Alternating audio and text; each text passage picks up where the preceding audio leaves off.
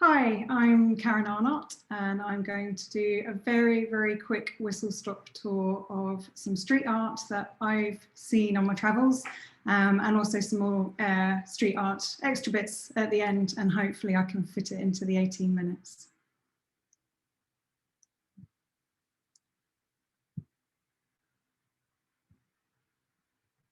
Okay, so really the initial question is, what is street art? And what we often refer to as street art, I suppose you'd sort of say, oh, fuddy-duddies might refer to it as, you know, there's vandalism or graffiti in the street.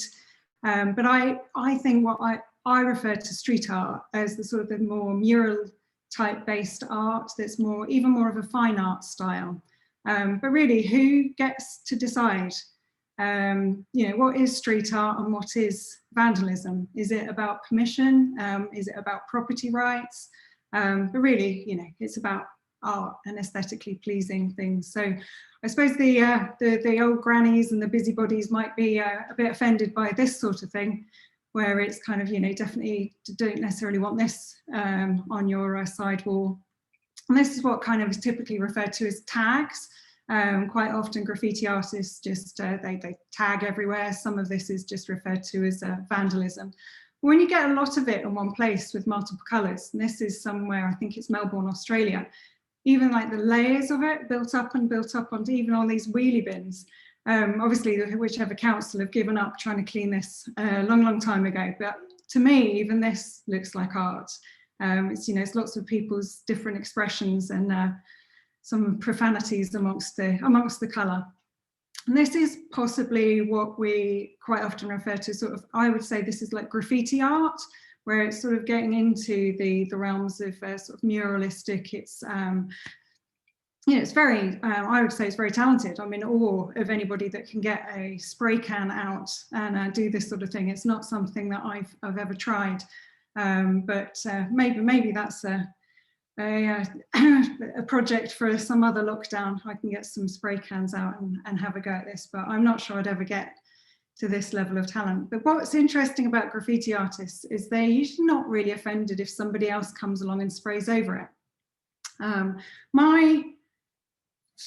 suppose it would be my first foray into seeing street art was when we went on our holiday a couple of years ago to Singapore. Other than the extreme surveillance that you get from the government in Singapore, it would be, I'd say it was my favourite city. It's just so clean, so welcoming, such a mixture of cultures. There's, you know, Chinese, Malay, Indian, expat, Europeans, etc., etc. And the food is amazing. And when you get outside of the sort of the posh, clean hotel business areas, what you tend to find if you go to places like Little India is you'll literally walk around a corner and be faced with things like this. And you know, I couldn't even get this one all in one camera shot because the little streets, the alleys are so narrow you can't sort of step back wide enough. So you kind of have to lean up and lean round to try and get them all in. This one was in Little India, which they sort of revere the cow, which was quite in keeping. And quite often you'll go around a corner and there'll be something, it's just breathtaking, to stop and take a photo of. And then quite often the art refers to the building that it's on, whether it's kind of a laundrette or I think these chaps are making some, either it's food or the fruit garlands. Quite often you'd see the actual real people doing the job sort of further down actually in the street. And again, this is another one that's just far too big to even step back and take a photograph of. Lots of different styles. So this one probably a bit more quirky, a bit more modern, maybe a slightly sort of younger graffiti artist.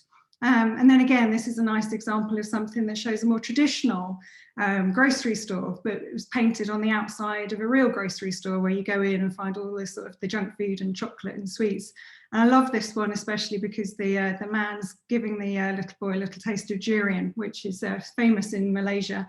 It's one of those love-hate foods, and for me, I absolutely love it. And a lot of people are quite confused about tourists liking the durian, but anywhere I could grab some, I would. And next door to this wall was obviously done by the same artist, and again, couldn't get it all in. That little dog in the corner is absolutely adorable. Sort of traditional ice cream seller. And it was almost on every single wall, every corner that you went past, there would be something, a different style up there on the walls to take photos of. My family used to get quite frustrated because they'd be off in the crowds ahead and they're, oh God, we've lost mum again, because I was off taking photos. I think this might be the same artist as the grocery store and the ice cream cellar. It's another part of the same building. But they're just stunning. And then you get examples like this, which was outside, I think it was a bar or a nightclub. So definitely much more modern, almost kind of like the sort of computer graphic design that you'd get on a flyer for something. And I don't know if it's the address that's in those letters or even the date that's on the letters by the door, but quite often these pieces of art are tagged either by the artist's name and maybe Instagram handle. So quite often you could look them up online to see any more artist work of theirs and go and find the location. Again, this is another one, completely different style, looks quite old, quite a few bits and pieces have sort of rubbed off or been scraped off. This one, Chinatown, again, completely different style. It was just mind-boggling, really, how many sort of different artists, and they just seem to pop up anywhere. And it sort of makes you curious as to like whether these are allowed, whether it's by permission or whether they get painted over, because Singapore is the cleanest city that I've ever been to. People cleaning constantly, but the street art seemed to be left alone. So my deduction was that it was generally by permission. Then we hopped over to Kuching, which is in Borneo. And again, it was just street art, but it was slightly more rustic. Kuching is very much more sort of rough and ready. Malaysia, this piece of work was by, I think his name's sort of Leonard Seal, and we looked him up on Instagram, so you're able to kind of go and find other places where he'd done it. And this one seemed to be a little bit more, a little bit more time had elapsed since he'd painted this. And this one by the same artist. This one somebody else. This style seemed to have a very distinct shadow in the background, which again, yet another style. Lots of these, lovely little orangutans all over the place to highlight the plight of the orangutans and the jungle. Again, another completely different style. And Anne, I know you'll love this one. It's an advert for a jazz festival that unfortunately we were too late to see, but that was a nice one. This was a motorbike repair shop, sort of quite apt for the artwork there. This is sort of more graffiti style. And again, another corner, another mural, all sorts of different sort of artists been employed to create this together. Then we hopped up to Kota Kinabalu, and this was our absolute favourite, the Pillars of Sabah, which was so good. We came back to see it in the daylight the next day. We just stumbled across it. And this was a project in collaboration with World Wildlife Fund to highlight the plight of endangered animals. And each pillar had a different, you can sort of see here, each pillar was painted by a different artist. There's a brilliant YouTube video that explains the actual project.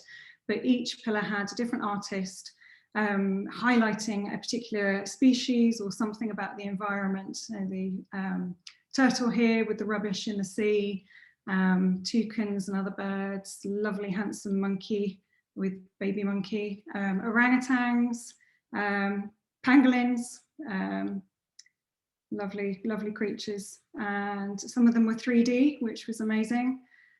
So I'm trying to whiz through slightly because I'm aware I've rabbited on a little bit over my time. These lorises, this was brilliant because the artist had obviously chosen each side of the pillar to tell a little bit of a different story. So it was interactive and you could actually open these bits of the cage and let the loris escape. Turtles, and some more examples, seeing all the pillars sort of from a little bit way back was quite effective. More of the kind of graffiti style, completely different, very much more sort of probably what you'd call illegal graffiti. And this was literally around the corner from the Pillars project. And this was rather salubrious toilets with all sorts of traditional graffiti type of style there. And again, this one had the distinct shadows in the background. I'm not sure if it's the same artist because the previous one was in a different city. Could have been, or it could have been somebody emulating his style. And a very well-worn staircase. They seem to put street art anywhere and everywhere that they could. Close to home, we have our Banksy, and lots of people quite familiar with Banksy's work, whether we know exactly who he is. I think he's been outed by now.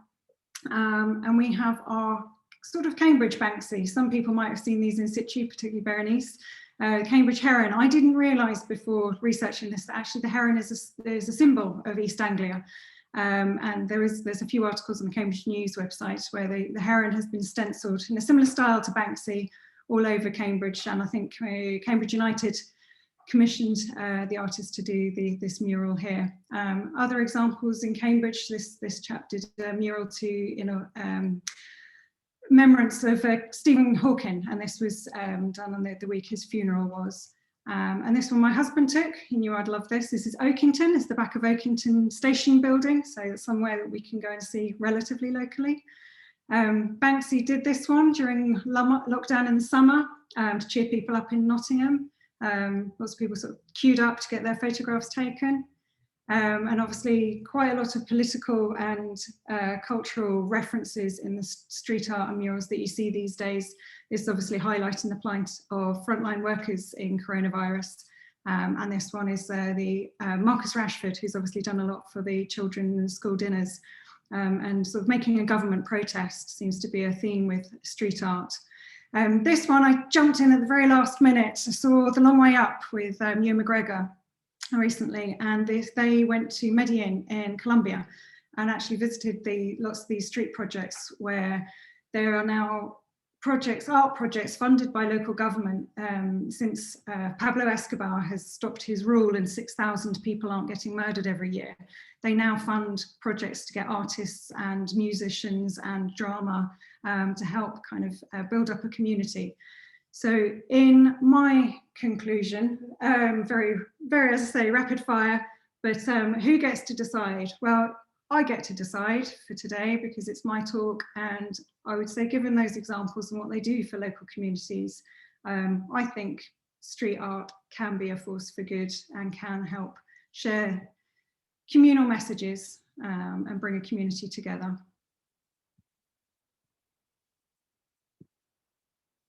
And I think that's me done.